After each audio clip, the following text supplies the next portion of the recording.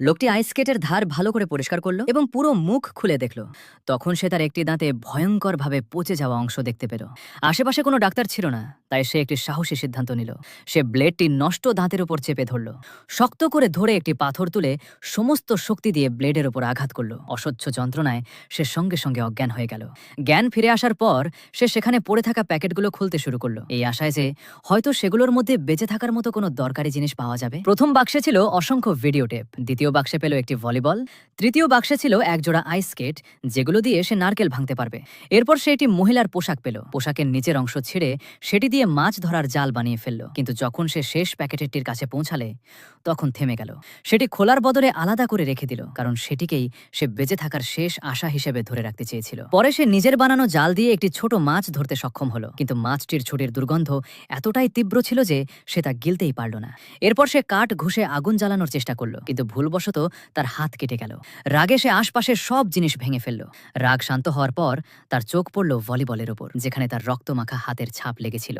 সে সেখানে একটি মুখ এঁকে দিল এবং তার নাম রাখল উইলসন। উইলসনকে সবসময় নিজের পাশে রেখে সে বারবার আগুন জ্বালানোর চেষ্টা করতে লাগলো।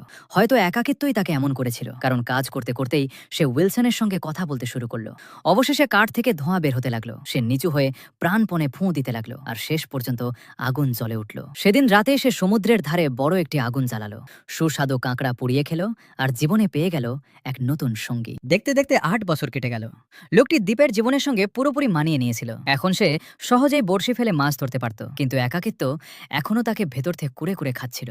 একদিন সে সমুদ্রে ভাসতে থাকা একটি ধাতব প্যানেল দেখতে পেল, যা বাতাসে দুলছিল। তখন সে সিদ্ধান্ত নিল একটি ভেলা বানাবে এবং সেই প্যানেলটিকেই পাল হিসেবে ব্যবহার করবে। সে গাছ কাটা শুরু করলো, গাছের ছাল সংগ্রহ করে রোদে শুকিয়ে সেগুলো পাকিয়ে শক্ত দড়ি বানালো।